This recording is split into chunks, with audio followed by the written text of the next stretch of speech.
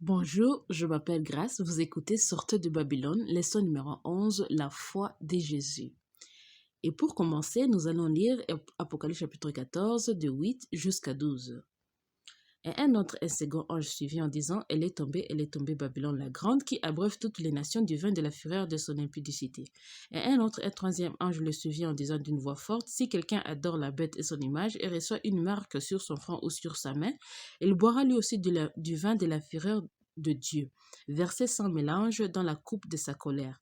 Il sera tourmenté dans le feu et dans le soufre devant les saints anges devant l'agneau. Et la fumée de leur tourment monte au siècle des siècles, et ils n'ont ni repos, ni jour ni nuit. Ceux qui adorent la bête et son image, et quiconque reçoit le marque de son nom. C'est ici la persévérance de saints qui gardent le commandement de Dieu et la foi de Jésus. Donc par ce verset, nous venons de voir, pour ne pas avoir le marque de la bête, il faut persévérer dans le commandement de Dieu et la foi de Jésus. Aujourd'hui, on va parler de la foi de Jésus. Qu'est-ce que c'est la foi de Jésus? D'abord, commençons par comprendre ce que c'est la foi. Hébreux chapitre 11, verset 1, c'est écrit « La foi est une ferme assurance de choses qu'on espère, une démonstration de celles qu'on ne voit pas. » Donc, la foi, c'est l'assurance de notre espérance, c'est l'assurance de la démonstration de choses qu'on ne voit pas. On n'a pas encore vu la chose, mais on croit que ça va se faire ou ça s'est déjà fait. Et puis ici, quand on parle de la foi de Jésus, la foi de Jésus, selon Ellen White, c'est dans le manuscrit Release, volume 16, 227, elle a défini la foi de Jésus comme la foi dans l'habilité du Christ pour nous sauver, ou bien l'immédiat, volontaire, confiant abandon au cœur de Dieu. Voilà comment elle a défini la foi de Jésus. Donc, en peu de mots, la foi de Jésus, c'est avoir une assurance totale, immédiate, volontaire à l'habilité de Dieu de nous sauver, à l'habilité de Jésus de nous sauver. Donc, on a cette assurance-là, on sait bien, on a tellement cette assurance-là que c'est devenu comme quelque chose d'immédiat, c'est volontaire. Quand Dieu nous dit quelque chose, on le fait directement. Jésus-Christ aussi avait cette foi-là avec son Père. Quand il était ici sur la terre. Lisons ces 3 versets. Jean 16, verset 38. « Car je suis descendu du ciel pour faire non ma volonté, mais la volonté de celui qui m'a envoyé. » Jean 5, verset 19. Jésus reprit donc la parole et leur dit, « En vérité, je vous l'ai dit, le Fils ne peut rien faire de lui-même.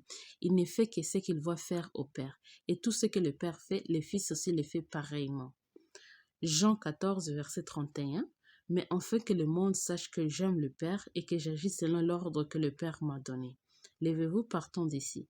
Par ces 3 versets, nous venons de voir que Jésus-Christ, il faisait que la volonté du Père. Et dans Jean 5, 19, ici, on voit que Jésus-Christ, en tant que Fils, il ne pouvait rien faire de lui-même. Il faisait tout ce qu'il faisait, venait du Père. Le Fils ne fait que ce qu'il voit faire au Père. Et dans Jean 14, 31, nous lisons, ici c'était juste avant la crucifixion, Jésus-Christ a accepté la crucifixion, même si c'était difficile, mais il agissait selon l'ordre du Père. Donc il a même accepté la crucifixion. Alors qu'est-ce qu'on peut dire sur la foi de Jésus? C'est une assurance totale en Dieu. Et on ne fait que sa volonté parce que nous espérons ce qu'il nous dit est vrai. Nous espérons aussi que la démonstration de ce que Dieu dit va se faire. Voilà ce qu'on appelle la foi de Jésus. Donc c'est une foi totale, c'est même une vie en fait. Ça devient comme une vie. Ce que Dieu fait, c'est ce que nous faisons. Non seulement on a cette assurance-là en Dieu, mais nous vivons totalement dépendants de lui. Alors, comment avoir la foi de Jésus? Romains 10, 17, c'est écrit, « Ainsi la foi vient de ce qu'on attend, et ce qu'on attend vient de la parole du Christ. » Pour avoir la foi de Jésus, il faut beaucoup attendre de la parole du Christ. Beaucoup attendre de la parole du Christ. Parce que la foi vient de ce qu'on attend, et la foi de Jésus vient de la parole du Christ. Donc, il faut beaucoup attendre la parole du Christ. Alors, comment la foi nous aide à sortir de Babylone? Rappelons-nous que la foi de Jésus est une foi totale, volontaire, immédiate à l'habilité de Dieu, à faire ce qu'il a promis. Donc, nous croyons nous croyons à Dieu, nous croyons à ses lois, nous croyons à ses principes, parce que nous croyons que Dieu nous a dit que ces principes, ces lois nous donnent la vie. Il ne veut que du bien pour nous. Donc, parce que non seulement il ne veut que du bien pour nous, alors à cause de cela, nous croyons à cela et nous faisons ce qu'il nous demande de faire. Babylone est caractérisée par une rébellion contre Dieu parce que Dieu ne s'intéresse pas aux hommes. Il a exterminé les premiers humains par le déluge. Rappelons-nous que Babylone commence avec le tour de Babel. Et qu'est-ce qui s'est passé pendant le tour de Babel? Les hommes se sont rebellés contre Dieu parce qu'ils ont cru que Dieu le détestait. C'est pourquoi il a tué les premiers humains. C'est à cause de cela qu'ils se sont rebellés contre Dieu et ils ont construit la tour de Babel pour que la prochaine fois que Dieu voudra les exterminer, ils vont se cacher dans la tour de Babel. Donc, ici, le premier caractéristique de Babylone, c'est cette mauvaise... Ils n'ont pas la vérité. Ils ne comprennent pas, ils n'interprètent pas Dieu de la vraie façon, si je peux dire ça. Donc, pour eux, parce que Dieu a exterminé les premiers humains par le déluge, Dieu est méchant, Dieu nous déteste, Dieu déteste les hommes. Donc, c'est la raison pour laquelle ils se sont rebellés contre Dieu. Alors, Babylone a ça dans son esprit, la rébellion. Babylone croit à ce que le diable dit. Le diable dit que Dieu est méchant. C'est pourquoi il a exterminé les hommes. Dieu est méchant. C'est pourquoi il y a beaucoup de problèmes dans ce monde. Donc, c'est à cause de la méchanceté de Dieu. C'est pourquoi tous ces problèmes-là existent dans ce monde. Mais c'est faux. Babylone croit à ce que le diable dit. Il ne croit pas à ce que Dieu dit. Alors, la foi en Jésus, la foi de Jésus, la foi comme celle de Jésus, nous aide à comprendre Dieu et à mieux interpréter ce qu'il a fait. Ceux qui n'ont pas la foi en Jésus ne peuvent pas faire la volonté du Père. Ils ne peuvent pas suivre le principe de Dieu. Ils ne peuvent pas suivre la loi de Dieu. Et comme ils ne peuvent pas suivre le principe de Dieu et comme ils ne peuvent pas faire la volonté de Dieu, ils ne peuvent pas comprendre Dieu et ne peuvent pas mieux expliquer, interpréter les actes de Dieu. Lisons Romains chapitre 6, verset 16. Ne savez-vous pas qu'en vous livrant à quelqu'un comme esclave pour lui obéir, vous êtes esclave de celui à qui vous obéissez, soit du péché qui conduit à la mort, soit de l'obéissance qui conduit à la justice. Par ce verset, nous venons de voir que Babylone a choisi de obéir au diable. Et le diable, Babylone est devenue esclave du diable. Quand nous restons dans Babylone, nous aussi nous devenons esclaves du diable. La foi de Jésus nous sauve de cet esclavagisme. Lisons Jean 8, verset 44, nous lisons. Vous avez pour père le diable et vous voulez accomplir les désirs de votre père. Il a été meurtrier dès le commencement. Il ne s'est pas tenu dans la vérité parce qu'il n'y a pas de vérité en lui. Lorsqu'il profère le mensonge, il parle de son propre fond, car il est menteur, il est le père des mensonges. Par ce verset, nous venons de voir que le diable est le menteur et il est le père des mensonges. Donc, il ment. Babylone est remplie de mensonges. Dans 1 Jean 3, 4, nous lisons « Quiconque pêche transgresse la loi, et le péché est la transgression de la loi. » Donc, Babylone croit au diable, et le diable profère des mensonges.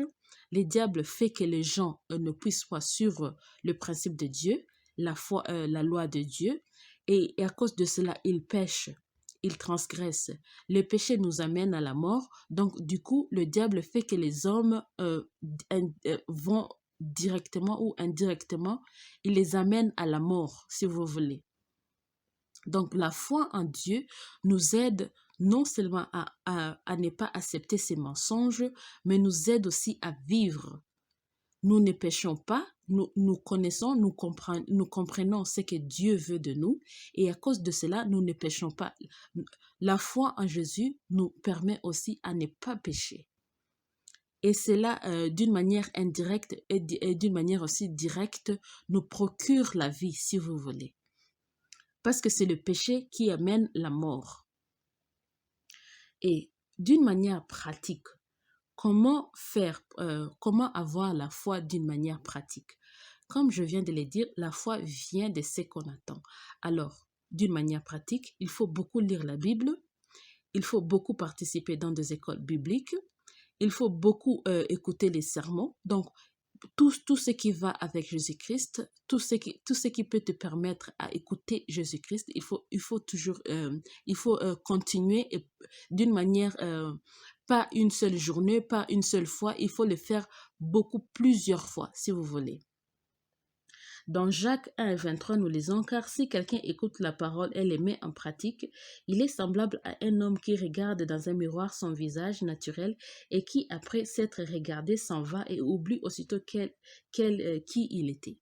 Donc, par ce verset, nous venons de voir aussi que si tu veux que la foi reste dans toi, donc si tu veux que ce que tu as appris dans Jésus-Christ reste dans toi, il faut pratiquer.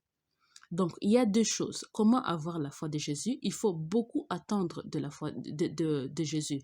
Donc, lire la Bible, beaucoup lire la Bible, et pas une seule fois, mais plusieurs fois. Et il faut beaucoup attendre de prédications, et il faut beaucoup participer dans des écoles bibliques. Et une autre chose, il faut beaucoup pratiquer ce que tu attends. Tout ce que tu attends, tu le pratiques. Tout ce que tu attends, tu le pratiques. Pour que la foi reste en toi. Il ne faut pas que la foi sorte en toi. Parce que si tu écoutes, si tu attends ce qu'on a parlé de Jésus, mais tu ne le pratiques pas, tu vas oublier. Alors, il faut beaucoup pratiquer. Alors, par conclusion, qu'est-ce qu'on peut apprendre aujourd'hui?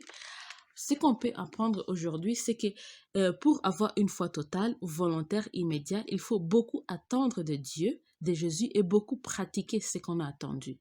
Donc, c'est que non seulement la foi nous aide à mieux comprendre, à mieux interpréter Dieu, et pour avoir cette foi-là, il faut beaucoup attendre de Jésus. Non pas une heure ou juste une seule journée, mais beaucoup de jours, même des années. Il faut toujours continuer à attendre parler de Jésus et il faut pratiquer. Donc, à force de pratiquer ce que Dieu nous demande, nous arrivons au point où nous comprenons Dieu, nous comprenons ses actes et nous nous rébellions plus contre lui. Donc, la foi nous permet de vivre, si vous voulez.